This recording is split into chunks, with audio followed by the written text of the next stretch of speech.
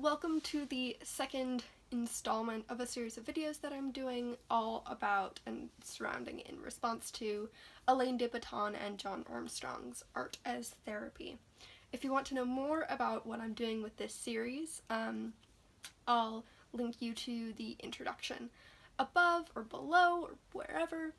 But basically I'm answering questions related to the purpose of art and kind of adapted to the purpose of books. So this video is focusing on books that bring light to what's beautiful in life and help us acknowledge those beautiful things. I'm going to start off with some graphic novels or illustrated books because I think that this is one really interesting way to answer this question. Books give us an opportunity to look at the world through someone else's words, whereas graphic novels and illustrations give us the opportunity to look at the world through a different art style, which is really cool. So the first one I'm going to talk about is Spell on Wheels by Kate Leth, Megan Levins, and Marissa Louise. This is about a trio of witches who go on this magical road trip to find some powerful artifacts that were stolen by one of their exes. And this is really great in discussing friendship and what it means to have each other's backs, and I think this really highlights that element of life.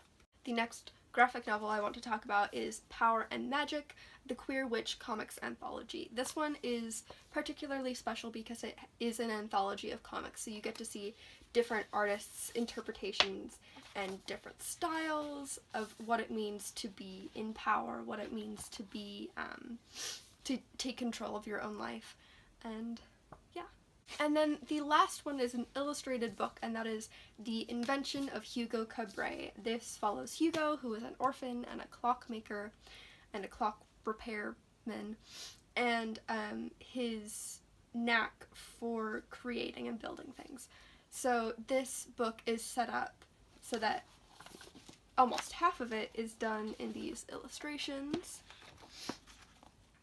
while the other half is formatted as a normal book with words.